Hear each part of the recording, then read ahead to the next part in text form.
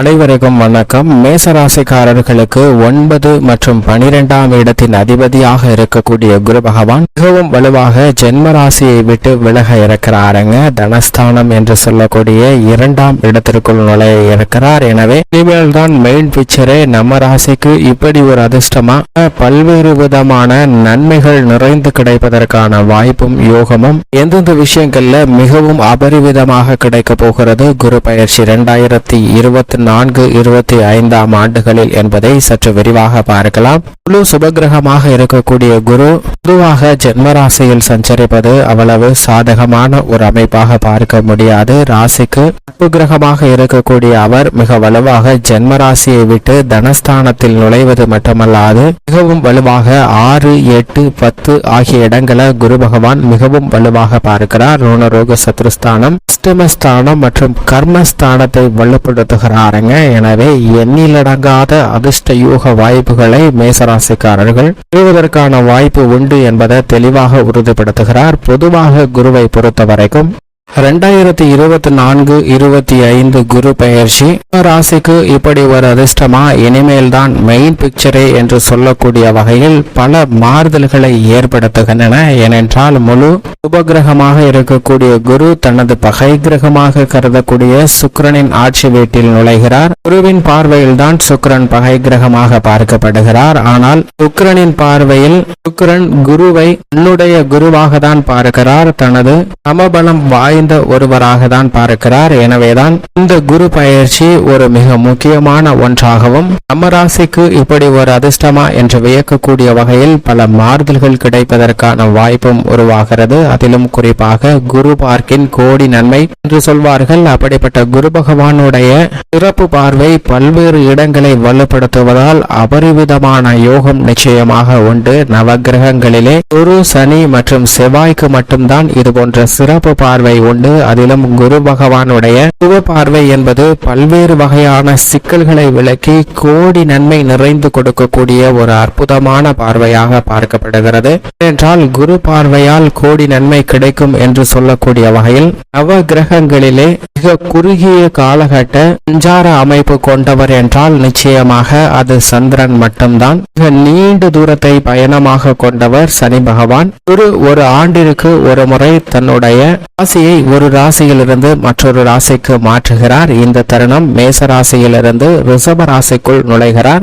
நவகிரகங்களிலே மிக சிறப்பு என்றால் சந்திரன் என்று நாம் சொல்லிவிடலாம். எனவேதான் நவகிரகங்களிலே சந்திரனுக்கும் தான் மிக சிறந்த பலன்களை கொடுக்கக்கூடிய கிரகமாகவும் மனித வாழ்வில் மிகப்பெரிய மாற்றத்தை ஏற்படுத்தக்கூடிய சக்தி வாய்ந்தவராக இருக்கக்கூடிய மனோபாவத்தை அடைகிறார். ஏனென்றால் பௌர்ணமி வேளையில் குருவிற்கு இணையான சுப பலன்களை அள்ளி கொடுக்கக்கூடிய சக்தியும் அதே சமயம் அமாவாசை தினத்தன்று சனிக்கு நிகரான சிரமத்தை ஏற்படுத்தி கொடுக்கக்கூடிய சக்தியும் இவருக்கு உண்டு.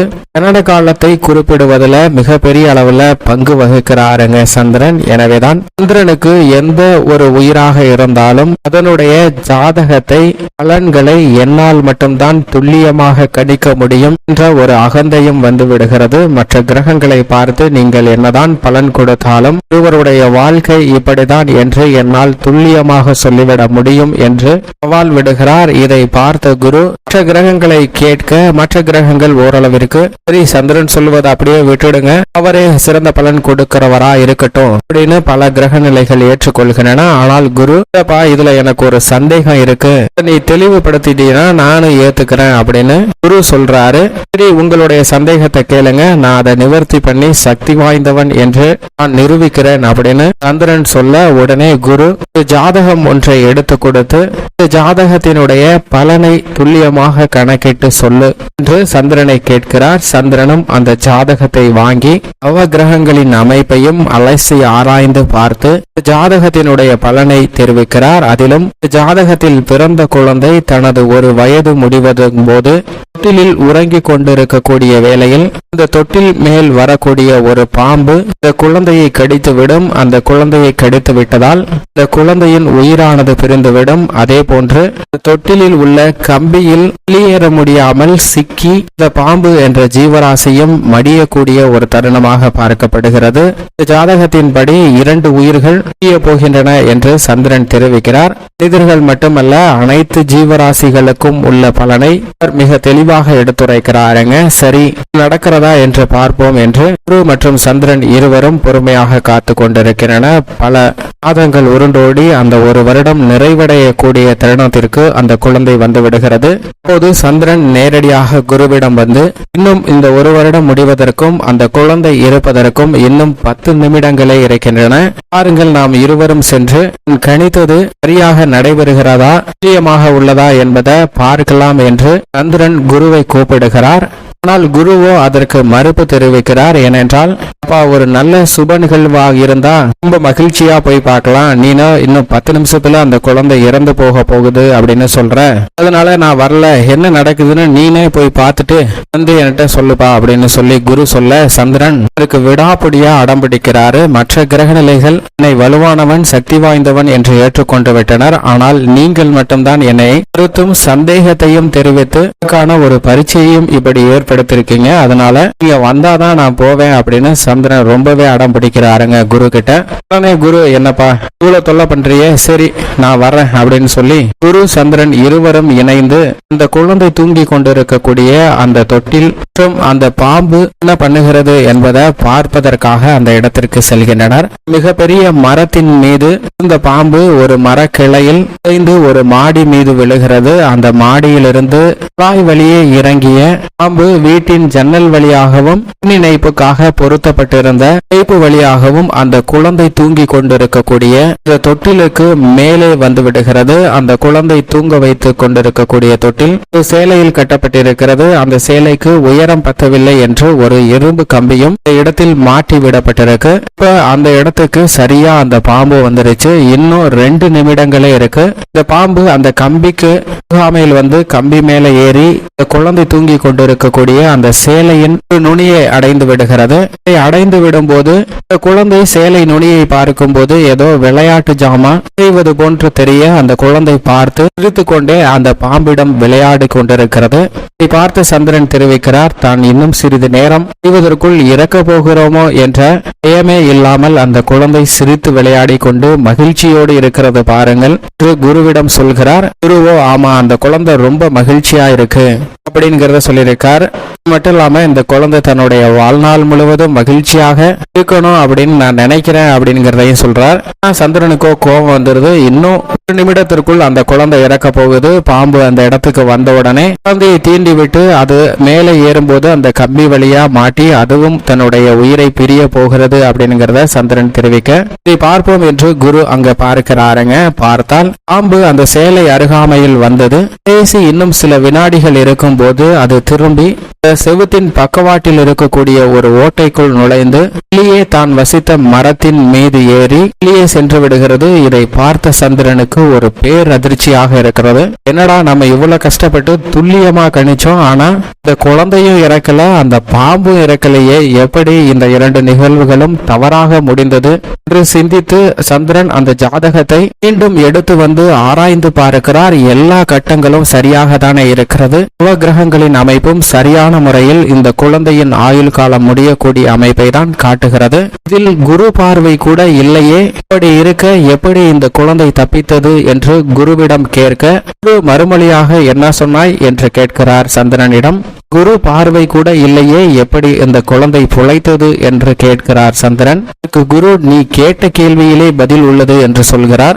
குழந்தையின் பிறந்த ஜாதகத்தில், பாம்பு ஜீவராசியின் ஜாதகத்தில் குரு பார்வை இல்லை. ஆனால் இந்த குரு பார்வையை நீதான் உருவாக்கினாய் என்பதை மறக்க வேண்டாம் என்று சந்திரனிடம் சொல்லும் போது சந்திரனுடைய அகந்தை அப்போதுதான் அழிகிறது.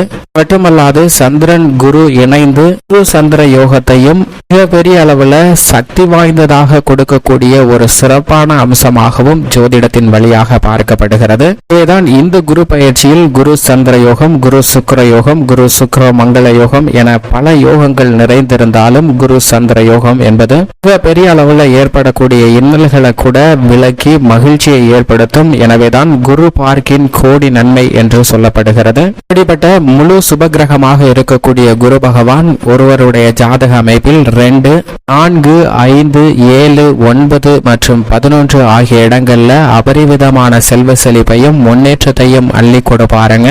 ஆனால் அதே சமயம் ஜென்மத்தில் அமரும் போது சில சிரமம் ஏற்படுவதற்கான வாய்ப்பு உண்டு. ஏனென்றால் ராமர் வனவாசம் சென்றது குருவின் சஞ்சார காலகட்டம் ஜென்ம ராசியில் அமர்ந்திருந்த போன்றுதான். அதுபோன்று தெய்வங்களுக்கே அது போன்ற சில சிரமங்கள் ஏற்படும் போது சாதாரண மனிதர்களாக இருக்கக்கூடியவர்களுக்கும் நிச்சயமாக சிரமம் உண்டு. ஆனால் முழு சுபகிரகமாக இருக்கக்கூடிய குரு ஜென்மத்திலோ விரயத்திலோ அஷ்டமத்திலோ அமர்ந்தாலும் பெரிய அளவிற்கு பாதிப்பு ஏற்படாது. ஏனென்றால் அவரிடம் இருந்து கிடைக்க வேண்டிய நன்மைகள் தடைபடுமே தவிர நிச்சயமாக குருவிடம் இருந்து எந்தவிதமான தோஷங்களும் பாதிப்பும் வராது என்பதுதான் யதார்த்தமான உண்மை. அந்த வேளையில் மற்ற கிரகநிலைகளின் அமைப்பு சரியாக இல்லை என்றால் மட்டும்தான் சிரமத்திற்கு உள்ளாக வேண்டிய ஒரு சூழ்நிலை ஏற்படும். மற்ற கிரகநிலைகள் வலுவாக இருந்தால் குருவிடம் இருந்து நிச்சயமாக நல்ல பலன்கள் அவருடைய சுப பார்வை மூலமாக கிடைக்குங்க. சஞ்சார அமைப்பு சரியாக இல்லை என்றாலும் கூட குருவின் சுப பார்வையால் கோடி நன்மையை பெறுவதற்கான யோகம் நிச்சயமாக உண்டு.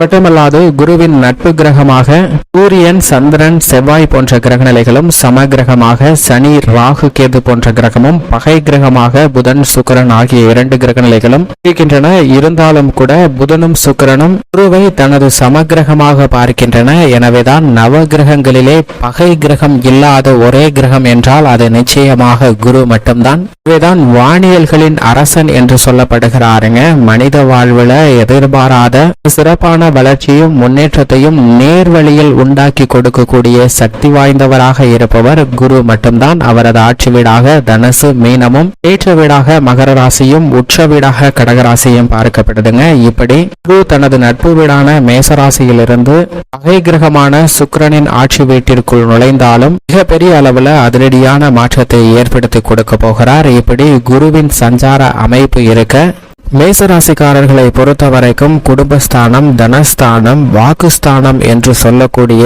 2ஆம் இடத்திற்கு குரு வருவது மிக பெரிய அளவில் சாலச் சிறந்த ஒரு அமைப்பாக பார்க்கப்படுகிறது. ஒரு அற்புதமான கிரக மாறுதல் என்று சொல்லிவிடலாங்க. ஏனென்றால் இந்த தருணத்தில் மிகவும் வலுவாக சனி லாபஸ்தானமாகிய 11ஆம் இடத்தில் ஆட்சி பலம் பெற்றிருக்கிறார். அது மட்டுமல்லாது மோட்சக்காரர்களான கேது, ருணரோக, சத்ருஸ்தானம் ஆகிய 6இல் அமோகமான வளர்ச்சி ஏற்படுத்தி கொடுக்கக்கூடிய அமைப்பில் சஞ்சரிக்கும் போது குருவும் 2ஆம் இடமாகிய தனஸ்தானத்திற்கு வருவது நிச்சயமாக வரவேற்கத்தக்க ஒரு சிறந்த மாறுதலாக இந்த குரு பயிற்சி மேசராசிக்காரர்களுக்கு மிகவும் அற்புதமாக அமைகிறது என்பதில் சந்தேகமே இல்லை. குரு பகவான் 2ஆம் இடமாகிய தனஸ்தானத்திற்கு வருவதால் கணவன் மனைவிக்கிடையே ஏற்படக்கூடிய குடும்ப ரீதியான கருத்து வேறுபாடுகள் நிச்சயமாக விலகும். வேற்றுமை விலகி ஒற்றுமை பிறக்கக்கூடிய இனிமையான தருணமாக பார்க்கப்படுகிறது.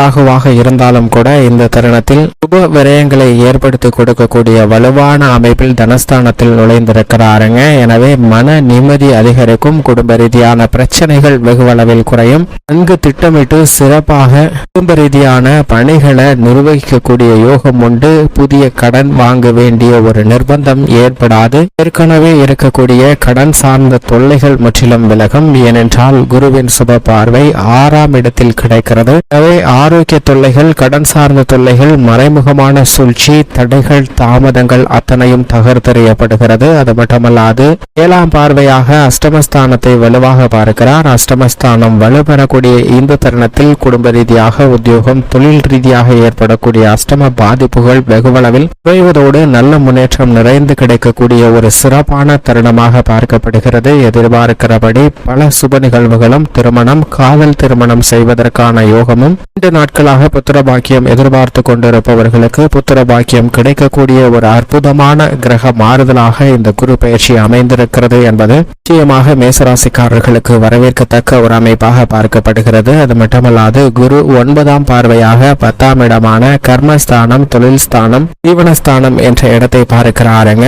தொழிலை மிக வலுவுள்ளதாக மாற்றுகிறார். எனவே உத்தியோக ரீதியாக சக ஊழியர்களின் ஒத்துழைப்பு எளிதில் கிட்டும். இந்த தருணத்தில் உங்களது சக்திக்கு மீறிய பணிகளை சிறப்பாக செய்வதற்கான யோகம் உண்டு. புதிய முயற்சிகள்ல மிகப்பெரிய அளவில் வெற்றி வாய்ப்பு நிறைந்து கிடைக்கக்கூடிய ஒரு தருணமாகவும் மனதிற்கு பூரண திருப்தி கிடைக்கக்கூடிய யோகமும் உண்டு. தொழில் ரீதியாக சிறந்த அசுர வளர்ச்சி பெறக்கூடிய யோகம் இந்த தருணத்தில் நிச்சயமாக கிடைக்கிறது. புதிய முதலீடுகள்ல துணிந்து இறங்கலாம். லாபம் பல மடங்கு உயரும் என்பதை குரு தெளிவாக உறுதிப்படுத்துகிறார். கலைத்துறை ரீதியான மிக சிறந்த வரவேற்கத்தக்க முன்னேற்றத்தை பெறக்கூடிய ஒரு சிறந்த தருணமாக அமைகிறது. கடைசி நேரத்தில் ஏமாற்று கொண்டிருந்த சூழ்நிலையில் மாற்றம் ஏற்படுகிறது. அரசியல் சார்ந்த பணிகளில் மிக சிறப்பான வளர்ச்சியும் முன்னேற்றமும் நிறைந்து கிடைக்கக்கூடிய ஒரு தருணமாக பார்க்கப்படுகிறது. எதை செய்தாலும் அவற்றை செவ்வன செய்வதோடு மக்கள் மத்தியில் செல்வாக்கு அதிகரிக்கும். எதிர்பார்க்கக்கூடிய தேர்தல் வெற்றியும் நிறைந்து கிடைக்கும். மாணவ மாணவியரின் கல்வியில் நல்ல முன்னேற்றம் நிறைந்து கிடைக்கக்கூடிய ஒரு தருணமாக பார்க்கப்படுகிறது.